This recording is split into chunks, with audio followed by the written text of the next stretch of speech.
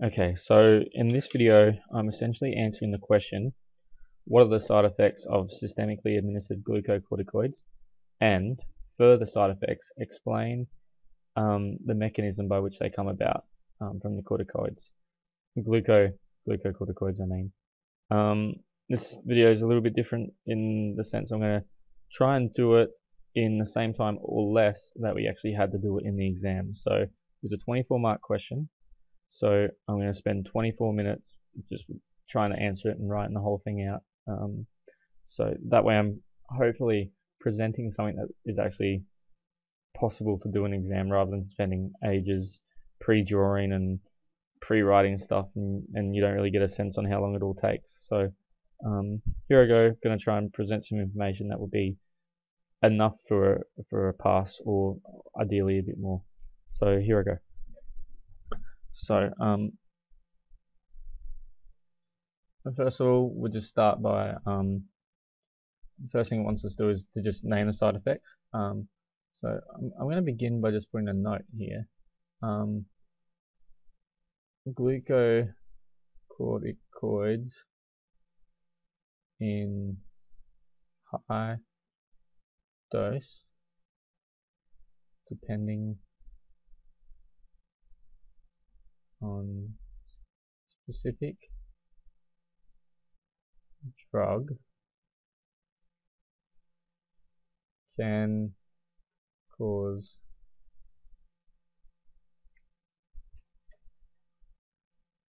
mineral corticoid related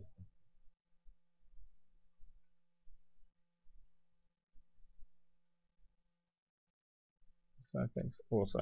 Okay, so I'd just like to point that out because just to let the examiner know that yeah, I do know a glucocorticoid doesn't by definition include aldosterone and that kind of stuff, but they have their effects, so that's why I'm mentioning things that are more from that as well. Anyways, so let's get started. I'm essentially taking this from the lecture we were given. So you know, if I figure I mention everything that was mentioned in the lecture, they got to give you some decent marks. So they're divided up in general. Is obesity is the big one, so that's 90%, and things I think Harrison says it's 97% or something, so don't forget obesity. And hypertension is another big one, and that's like 85%. These are all rough, so I'll probably do a little squiggle in the exam. So that's your general. So things to look for in patients is skin things, so you have plethora. So that's like your sort of red patchy skin. Women get hirsutism, they can do, so it's 75%. So that's like the excessive hair. Striae, and that's not as common, 50%. Acne, 35%. Bruising, 35%. So that's skin. I might come down, make some room. Then our musculoskeletal stuff. Musculoskeletal. The big one is osteopenia. So that's like your bone problems, reduced bone density, that kind of stuff, often leading to multiple fractures and that kind of thing. Pulls are a big issue. And weakness, and that's from your muscle wasting. I'm just going to write muscle wasting. Alright, and that's 65%, so fairly common. General skin musculo. What's next? Probably the neuro / psycho stuff. There's emotional liability, however you pronounce it, where you like. Now euphoria, I'm writing down here. Those, that's like your general feelings of well-being. I'm just going to write generally good thing, but could cause decrease healthy behavior. So if you're unwell and you have euphoria, you might not be taking steps to increase your health as much. So that's why I've included that into negative signs. It's probably often a good thing for people. Now another big one is depression, and psychosis and mania. Mania happened in our case, so shouldn't forget that. And then another thing, I'm just going to change colours. It's getting a bit too much. Gonadal. So women. I'm just going to menstrual disorders.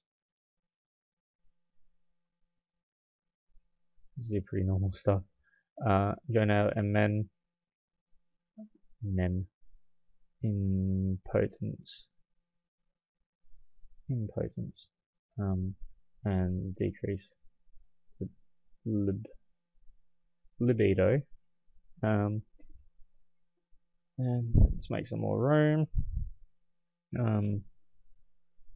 We also have metabolic problems. So that's your glucose. I can spell glucose intolerance. What do you get when you have glucose intolerance? That can lead to diabetes. Stop putting the glucose intolerance about 75%, diabetes 20% of people get it. Hyperlipidemia, that's quite high as well, 70%. What happened there?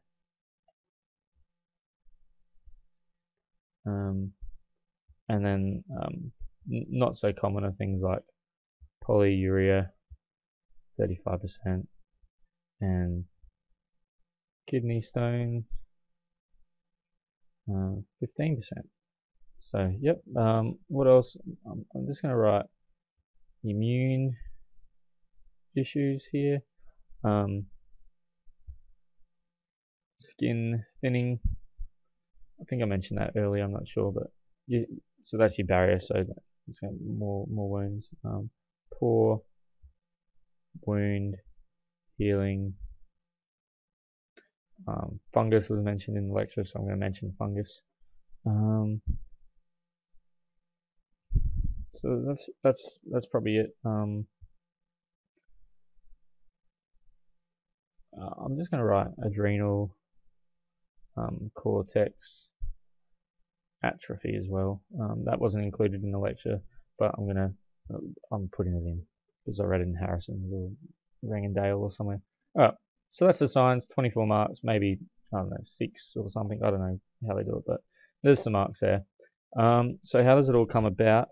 I'm not really that great with my pharmacology and that kind of stuff, but this is how I think of it. Might be a good way to think of it, might be a terrible way, but this is what I do. I divided it up in 5 different main causes. So I'll start. Number 1 is the opposed insulin action. So that leads to decrease protein synthesis and increase protein breakdown, leading to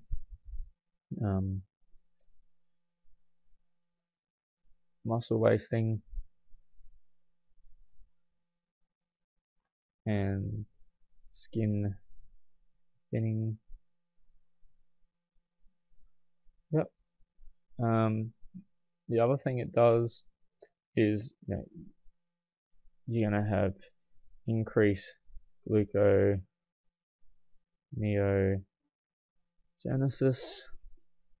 and decrease uptake of glucose. Might change colors again. Oh, actually, I'll stick with it a bit more. Come down here.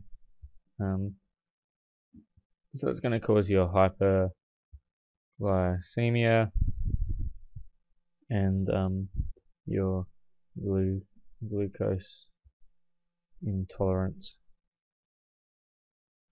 plus diabetes. Alright, so one of the things I mentioned was obesity. So in the buffalo hump, I didn't mention it, but buffalo hump, obesity, moon face, that kind of stuff. So I'll talk about how that comes along. It's related to this stuff. So this is my second thing. Now, I haven't read this in the literature, but this is how I think of it. I think I call it the CNS actions. But what it does is glucocorticoids, what they do is they decrease the lipolytic effects of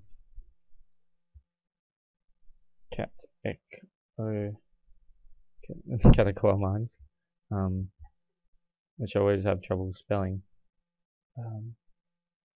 So they decrease that, so you're not going to be getting your lipolysis and your lysis of your fat cells. So that combined with the increased gluconeogenesis, decreased uptake of glucose, that combined with that is going to lead to your central obesity, as well as moon face and buffalo hump. Yep, does that make that should make sense, I guess. So that's 2 out of 5. I'll go down. The next thing I think about is the stuff related to the immune response. So I'm just going to call that anti-inflammatory plus immunosuppressant effects. Alright. So how's that work? It's been a while since IMD or whatever it was called, but cells, it's got its cell component and its mediators component. So for the cells, the big ones are it will decrease action of T cells, decrease activity of macrophages and neutrophils. It also has effect on basophils. So them going to the mediators, so like basophils, for example, it's going to mean you're going to have decreased histamine. And then other media things you're going to lose is going to be, you're going to have a decrease in IgG, decrease in nitric oxide, decrease in your cytokines. Yep. So all this combined will have your immune problems. So I'll write that down. Immune problems. So this includes things like poor wound healing, fungus, peptic ulcer, which I think is a pretty big thing. Peptic ulcer, yeah, stuff like that. So you can see why that's not so good. Now, also to do with the so that's kind of the cause of those immune problems. Now, also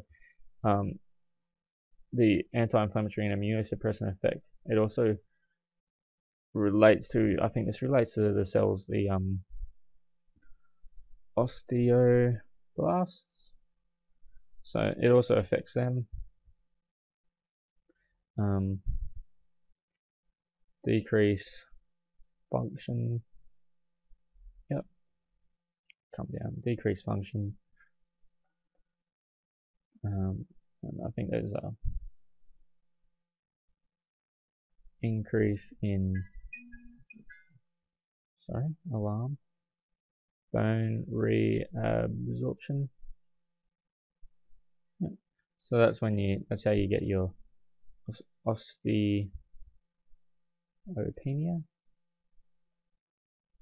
or osteoporosis, and just your bone problems, I guess, and that leads to your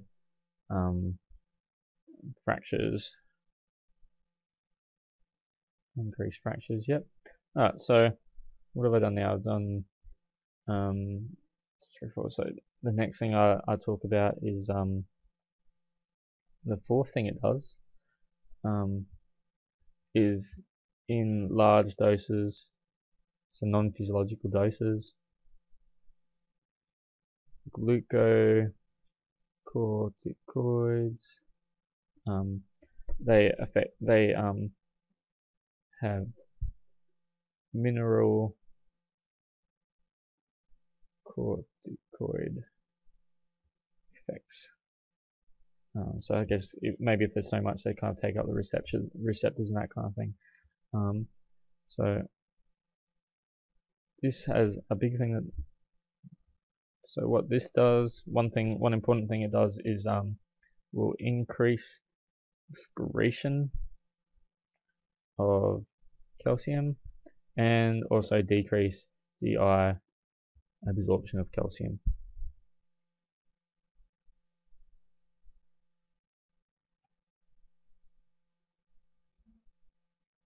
And then that also is a large contributor to your osteopenia. So what other effects is, I'll change colors again.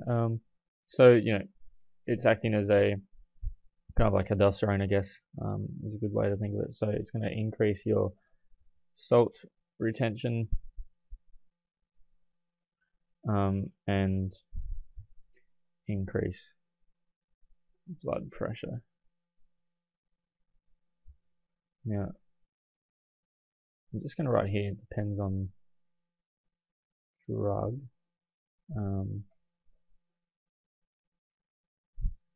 Running out of room here. I didn't really plan this out that well, but just to maybe impress the writers or whatever, prednis alone has a greater effect than, say, I think, what's it called? Dexamethasone. Dexamethasone. So I'll be needed when it comes to the real thing. So that salt retention and blood pressure increase cardiovascular disease, and also cause what's it called when you I'm having a mind block, but fluid. I just can't remember what it's called right now. Doesn't matter. Anyways, where was I? So that's your mineral corticoid effects. That's the gist of it. Originally I wasn't thinking I'd include that, but yeah, apparently if you have a large dose, they have it. So I think it's worth it. And you're going to see that stuff on the wards. So yeah. So finally, the thing I'll talk about is it's a horrible color. Is effects on axis. I think it's always good to draw the axis anyways. In almost in all these questions, you tend to need it. So quickly draw up the axis. Hypothel, CRH, pit. Your pituitary will do your ACTH. Nice. ACTH has its effect on adrenal.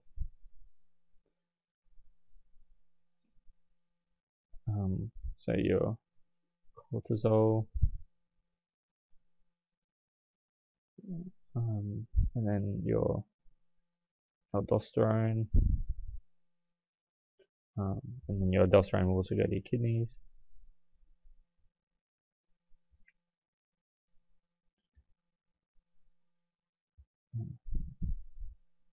And secretes renin angiotensin, so this is all a bit boring. And then you also have your androgens. Okay. I'll try and speed up a bit. So there's your cortisol, yeah, plus. I'll draw in some pluses. Plus, plus, minus, plus, plus, plus. Yep. Now in red, when we add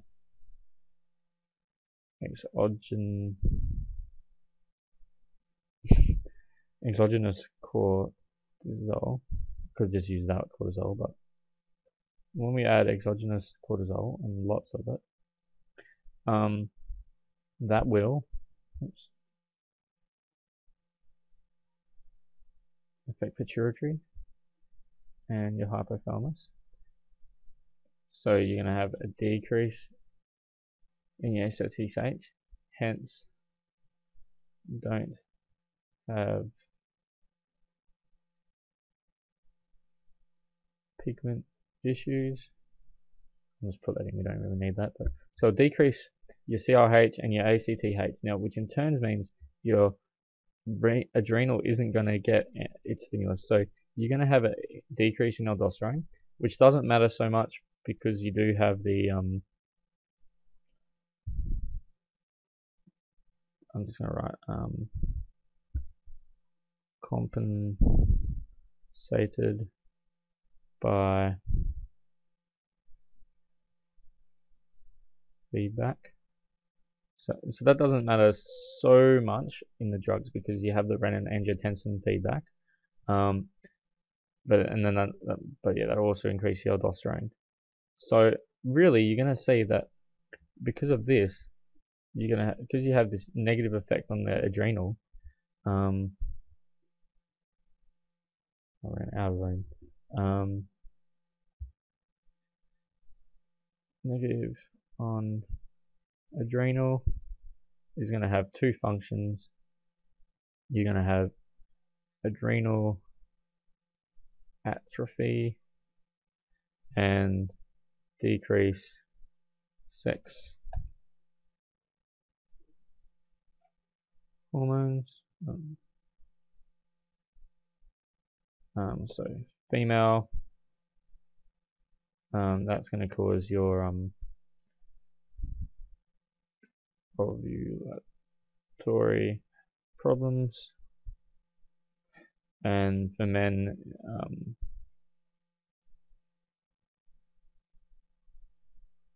it's going to cause your impotence, decrease libido.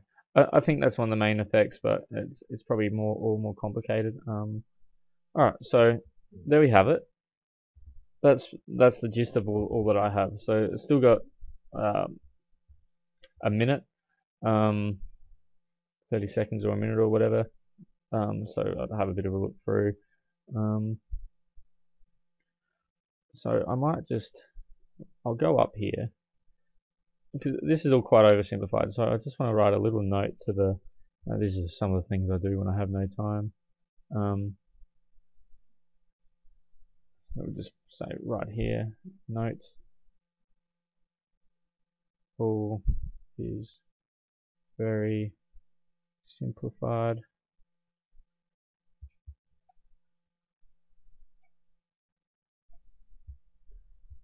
Most effects multi-causes. And there you have it, done, pens down. That's how I think is a decent way that you should be able to, if you put all that information in, you should definitely pass that question. Alright, cheers.